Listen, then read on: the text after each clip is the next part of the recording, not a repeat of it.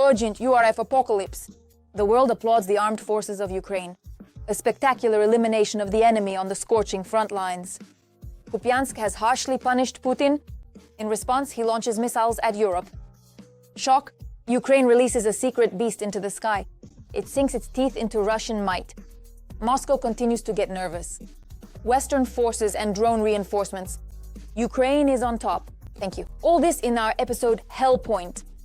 The emergency war has finally moved onto Russian territory. Blackouts have settled in several regions at once, and Moscow is convulsively shuddering in anticipation of something even more terrible. The Ukrainian armed forces are breaking in hard. You have to see this with your own eyes. The Russians have found themselves in a real hell, one they started themselves. Only half a meter remains until the empire's collapse. Is the end of the Russian Federation really visible on the horizon? The first details are coming up in the report. The Ukrainian armed forces are significantly increasing both the number and effectiveness of strikes on Russian heat and power generation facilities.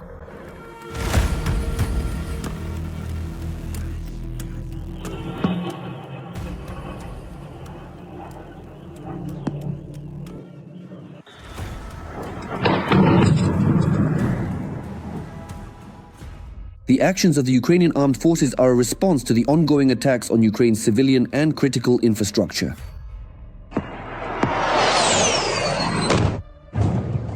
In order to somehow bring this war to a stalemate, to shift the situation, it is necessary not only to repel enemy attacks on the front line, but also to strike at their logistics and aviation. That is why it is necessary, and I am not even mentioning the need to strike at Russia's military-industrial enterprises and energy system. By trying to leave Ukrainians without electricity, the Russian dictator is condemning millions of Russians to a dark and cold winter. If they threaten a blackout, for example, in the capital of Ukraine, then the Kremlin should know that there will be a blackout in the capital of Russia as well.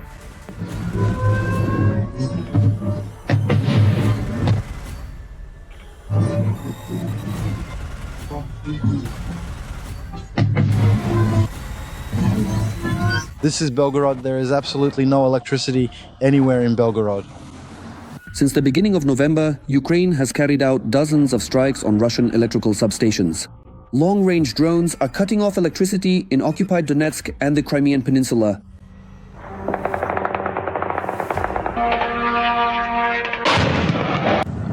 Please charge your phones immediately. It looks like they have suddenly decided to cut our electrical power. I've already lost count after more than 30 of them. What? 32 Kalushskaya, darkness, and then it keeps going, darkness, darkness, darkness. And cruise missiles and rocket drones are introducing millions of residents in the European part of Russia, including Moscow and the Moscow region, to the realities of blackouts.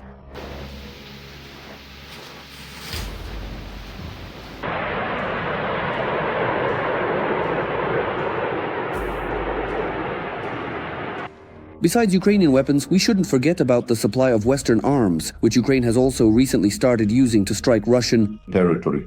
Rostov, Kursk, Belgorod and Bryansk regions are all within the strike zone. As for Western strike assets, I want to emphasize again, attacks by Scalp and Storm Shadow. But accordingly, it's a modernized version of the S-200 surface-to-air missile system. Before the onset of winter, Ukraine possesses a wide range of powerful long-range weaponry. Byark, Peklo, Polyanitsia and FP-1 jet drones, as well as Flamingo and Long Neptune cruise missiles, can reach the largest Russian cities, including heating and power supply facilities in Moscow and St. Petersburg.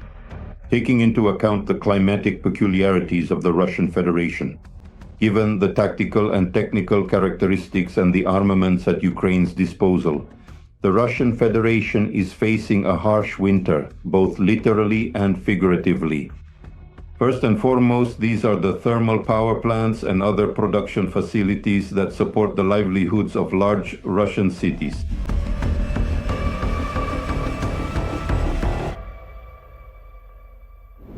Putin has once again damaged his own reputation. Kupiansk, which the Kremlin had already pompously added to its list of victories, suddenly turned out to be completely under the control of the Ukrainian armed forces. Russian soldiers have once again disgraced themselves before the entire empire. The Ukrainian counterstrike changed everything. a retaliation that literally crushed the enemy forces. Have the occupiers learned their lesson? We'll find out in just a moment.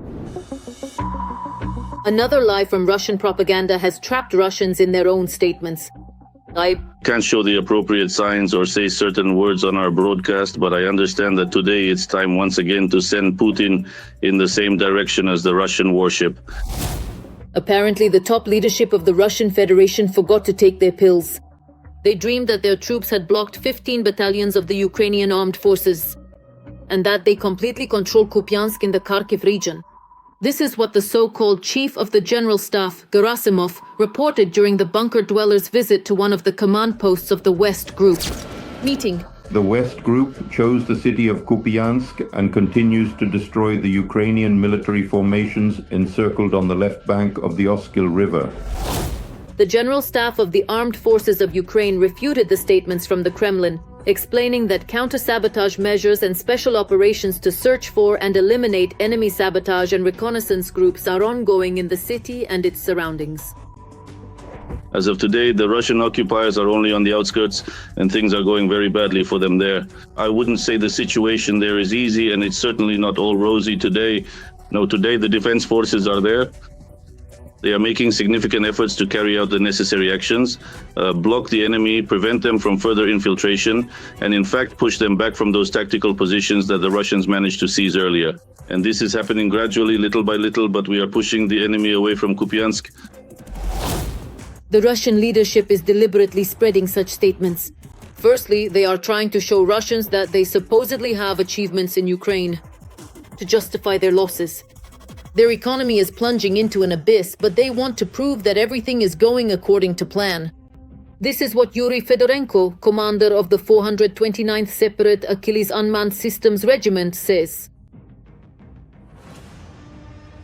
The second goal of the Kremlin is to put pressure on Ukrainians. Similar statements are making their way into Ukraine's information space, and it is Ukrainians themselves who can be misled if they do not analyze the information. Influence on Donald Trump, who doesn't get into the details. Back in Alaska, Putin convinced Trump that he would capture all of Donbass and Kupiansk. That's why the Kremlin is now passing off wishful thinking as reality. The Kupiansk direction still remains a difficult spot on the map of Ukraine. In the city itself, the defense forces managed to tie down the enemy's assault units and force them into intense urban combat. The enemy is suffering huge losses and cannot advance beyond the outskirts. Meanwhile, Ukrainian forces continue gradually, step by step, block by block, to push the occupiers back onto their. This refers to the specific geographical area or domain that an individual, group, or entity claims as their exclusive domain. It encompasses the physical boundaries, resources, and all aspects within those limits that are under their direct control and influence, signifying a space of belonging and sovereignty. Infiltration by small, specialized assault groups of up to 3 people, subsequent buildup, and accordingly further persistent attempts to take complete control of vital logistics and the precise location of the Ukrainian defense forces. In addition, the occupiers are using the tactic of so-called flag raids. That is, when a group of 2 or 3 people runs into a certain area of Kupiansk, which is located in the gray zone, meaning the territory is not controlled by either side, they raise the Russian tricolor, film it, and present this as objective control data, as if this particular neighborhood of Kupiansk is already directly controlled by Russian occupation forces. At present, one of the main objectives for both sides is to cut off or at least significantly complicate logistics.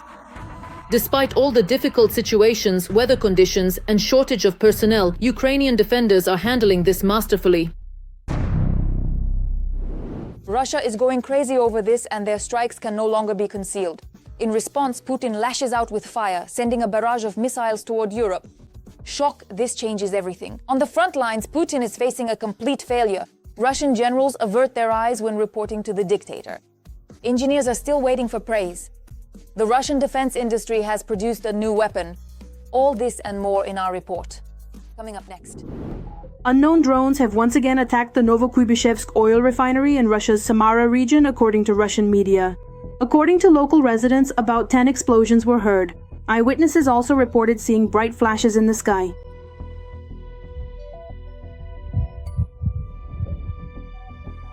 Putin is stockpiling missiles to strike Europe. With this stark warning, the US Secretary of the Army formally addressed and conveyed a message to European diplomats at a significant meeting in Kyiv, the capital city of Ukraine, during a crucial gathering. According to the detailed reports from the highly respected and widely circulated publication, The New York Times, a prominent individual named Andriy Skol has been mentioned. The specific area of focus in these reports is the anatomical region located at the posterior part of the human cranium, commonly referred to as the back of the head. He says it's a reminder. If a Kh-55 missile, a type of cruise missile, enters Polish territory, the Kh-55 is an older model from the 1950s, quite similar in design and function to the more modern Kh-555 and Kh-101 missiles that the Russian forces currently use to attack Ukraine. It is important to note that only the Kh-55 index specifically refers to a missile equipped with a nuclear warhead. It successfully flew into Poland along with a sophisticated simulator.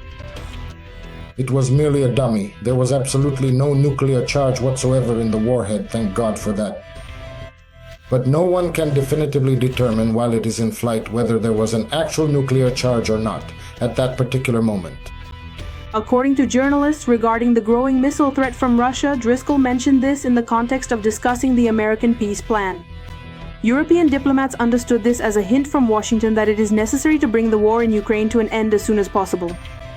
In turn, Europe is considering retaliatory actions against Russia in response to drone incursions and sabotage, Politico reports citing sources. Europeans are reacting, but they are reacting very slowly.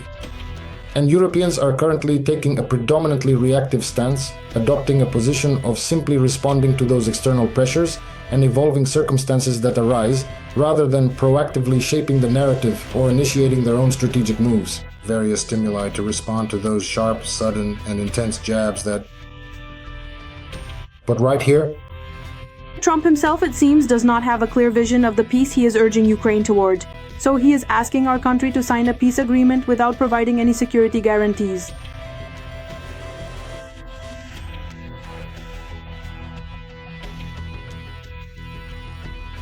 just as in America, I would like to emphatically state, so it is indeed in Europe.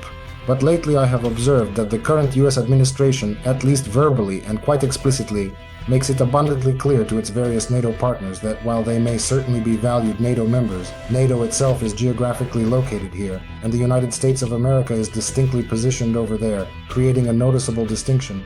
It's not the same thing.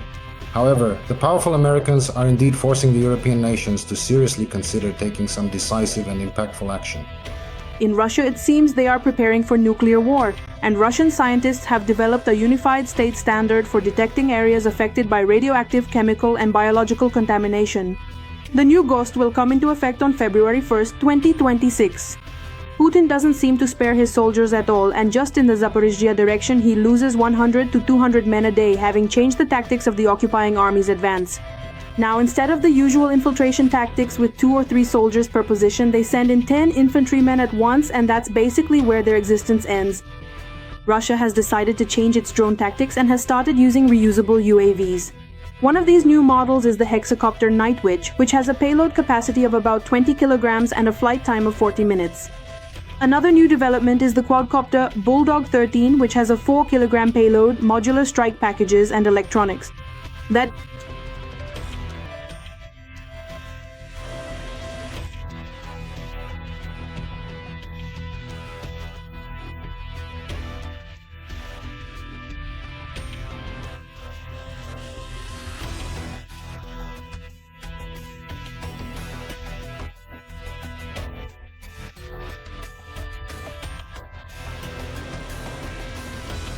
I wouldn't say so. At the same time, Ukraine has signed an agreement with the United Kingdom that will allow us to produce Ukrainian interceptors there, which have proven their effectiveness in combating Shaheds. Currently, mass production is planned, which could reach several thousand units per month. A breakthrough that makes the occupiers' blood boil. Britain and Ukraine are launching a secret superweapon against drones. A new predator of the skies tears Iranian UAVs apart right in the air, wiping the enemy from the sky in a matter of seconds. Cutting-edge technology and Ukrainian courage have merged into a single strike. A new drone era has begun, and its first explosion can already be heard along the entire front line. More details about this in the following report. Ukraine is strengthening its air defense not only at the front but also on a global scale. The United Kingdom and Ukraine have signed a historic licensing agreement for the production of Ukrainian Octopus interceptor drones, designed specifically to counter Russian Shaheds. Defense Minister Denis Shmyhal emphasizes that this opens a new era of international military technical cooperation, where Ukrainian technologies form the basis for mass production by partners in the defense coalition. There are plans for mass production of the interceptors, which could reach several thousand units per month.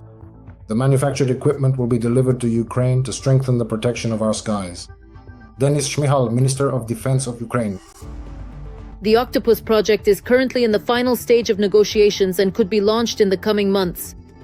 UK Minister for Defense Procurement, Luke Pollard, clarifies that the country is preparing to produce about 2,000 interceptors per month and to send them directly to Ukraine. The United Kingdom is an outstanding leader in research, development, and advanced manufacturing.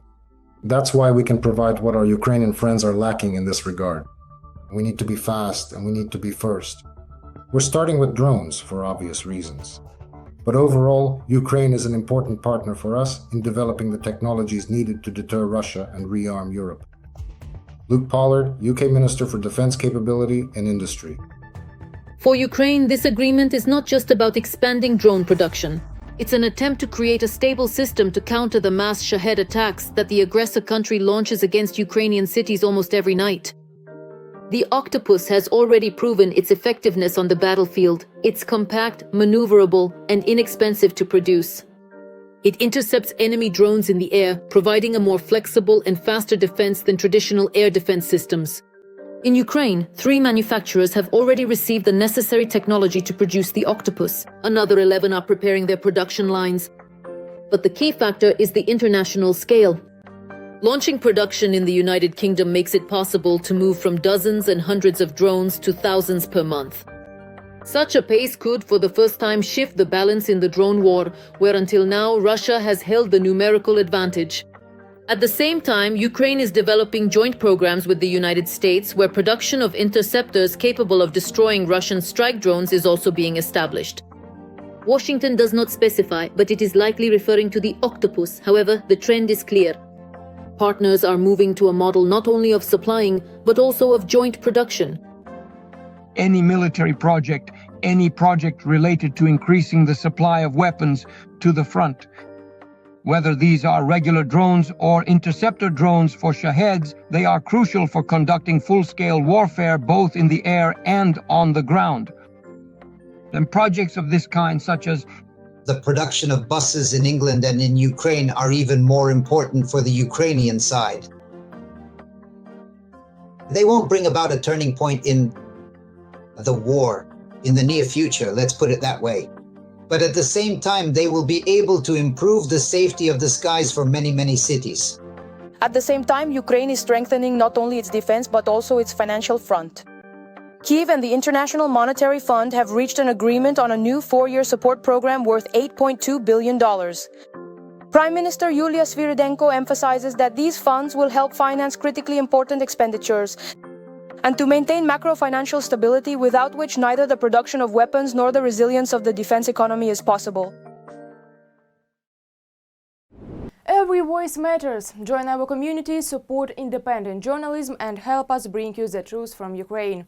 Become a member of Ukraine today. Join us now. Urgently, the front line has turned into a continuous zone of fear for the Russians. There is a new predator in the sky. The FP2, just by its appearance, knocks the ground out from under the occupiers' feet. The Russians are panicking. The threat arrives silently from the direction where they thought they were untouchable. The Ukrainian drone breaks through their defenses, destroys positions, and disrupts their plans. The Kremlin is getting lost in its own reports. The force of the strike is so severe that counting losses no longer makes sense. Everything about the new FP2 hunting operation right now in this report, coming up next. The Russian Federation's worst nightmare, or rather the reason they can't sleep. The new Ukrainian strike drone, the FP2. The FP2 is used to strike Russian rear positions. It can also carry an adapted aerial bomb as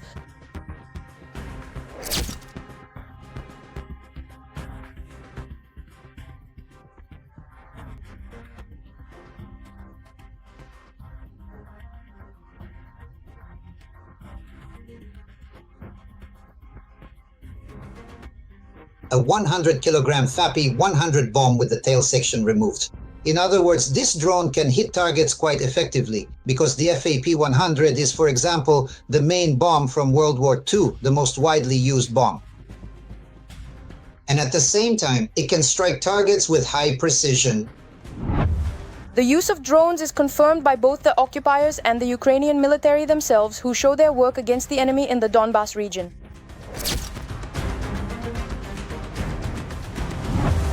The marking IUFAP indicates that the munition is a fragmentation high explosive type, designed to strike unprotected and lightly protected targets. The FP2 can strike both stationary targets and, in certain cases, moving targets. This is a very important point because, for example, it allows you to hit Iskander missile launchers when they appear at their positions. The Ukrainian company Firepoint has unveiled the FP2 strike drone in the middle strike class. It follows the design of the long-range FP1 drone, which is used to strike targets in the rear of the Russian army. This is, so to speak, a modernization. The long-range FP1 drone has a range that reaches up to 1,400 kilometers. And the FP2, it retains the same design but has a smaller difference, apparently a smaller wingspan. And its range is maintained at around 200 kilometers. This is where the main bulk of the depots is located. And the logistics centers at the army and frontline levels. That's why this strike zone is extremely important. The manufacturers offer the system both with a classic stationary launch platform and a mobile version for rapid deployment, disguised as a regular army truck. You can drive up as close as possible, up to 10 kilometers from the front line, quickly launch, and then quickly leave the strike zone. It is noted that the relative affordability and availability of drones, combined with a heavy warhead, allows Ukraine to some extent to compensate for the shortage of high-precision missile.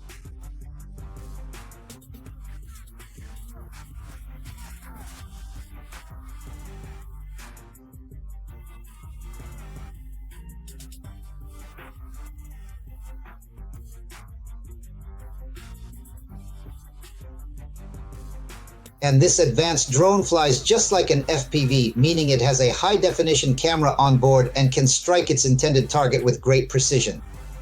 In other words, the operator sees the target before striking it. Experts point out that due to their low flight altitude and large numbers, drones can bypass or overwhelm the Russian army's air defense systems, which in certain situations can be more effective than strikes from HIMARS missile systems.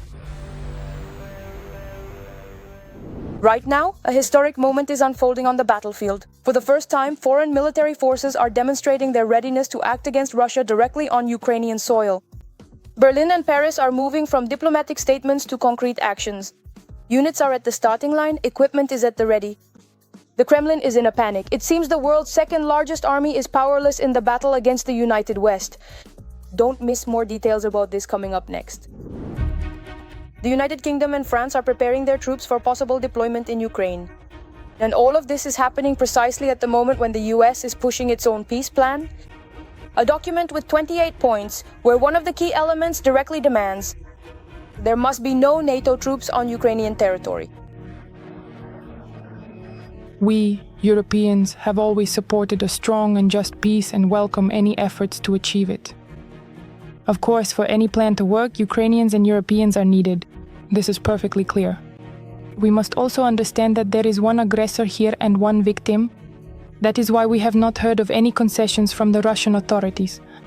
I mean, if Russia truly wanted peace, it could have agreed to an unconditional ceasefire some time ago. At this moment, we are once again witnessing the bombing of civilians. Britain, as Bloomberg reports, has already identified specific military units that could be rapidly deployed to Ukraine. Defense Minister John Healey stated that London has updated its plans to send troops to Ukraine as part of a coalition of the willing, which includes about 30 countries led by the United Kingdom and France. We have conducted reconnaissance in Ukraine. We also know which units we will deploy, how we will deploy them, and what tasks they will carry out. The plans will be coordinated with other coalition members depending on Ukraine's needs and the terms of any peace agreement. In fact, London is shaping the framework for a future presence, the very same one that is supposed to start operating immediately after a possible peace settlement. Britain is already allocating over £100 million for this purpose. That's approximately $130 million. These crucial funds are specifically allocated for covering the initial and essential expenses associated with the deployment of our troops. On the other hand, our esteemed partners possess extensive and direct contacts with various regional public organizations, facilitated through established donor organizations. Furthermore, they maintain a comprehensive and wide-ranging network of contacts at the embassy, ensuring robust communication and collaboration. Accordingly, they receive assessments from the ground, from regions, from oblasts, from mayors, from local governments, from local activists about the situation as it unfolds and about the needs. The third point is that intelligence services and analytical centers are also at work. Therefore, it can be stated with certainty and complete confidence that our partners fully understand the situation and the needs that exist. The plans involve stationing contingents away from the front line and continuing the training of Ukrainian units both in Britain and directly in Ukraine. After the signing of the peace agreement, a coordination center is to be established in Kyiv under the leadership of a British two-star officer. Its tasks include logistics, armaments, training, the restoration of the Ukrainian ground forces, as well as ensuring air security, which is necessary for the restoration of international air travel. A separate component is the expansion of the Black Sea Naval Group of Turkey, Romania, and Bulgaria, demining, securing trade routes, and restoring maritime exports. According to London's plan, these elements are intended to become key for the post-war period. If a contingent is deployed, British trains, they will be stationed far from the conflict zone. It's not obvious, but we're talking about Western Ukraine. By the way, according to my information, that's where even now a fairly large number of American military instructors are located, who are training not only in logistics, but also in other areas. So we're also talking about highly skilled instructors who are present here. So we are genuinely hoping that in the significant event, a comprehensive peace process truly begins. There will undoubtedly be, at the moment, there are absolutely no foreign troops present. In other words, what is currently happening now is simply continuing its ongoing progression. It is only truly possible to freely and openly talk about, for example, the complete and total replacement of American instructors or military personnel with British military personnel, a significant shift in international military cooperation. Right now, Ukraine and its European partners are facing a difficult choice. On the one hand, there is the need to ensure reliable security guarantees and achieve stability after a possible failure to reach a settlement. On the other hand, there is the risk of stepping outside the American plan, thereby provoking a new round of pressure from Russia, or even undermining the very architecture of the future peace agreement. That's all from me for now. This was me, Darina Hutsakalo. Even more scorching news in our next broadcast. And in the meantime, don't forget to subscribe and hit the like button. See you soon.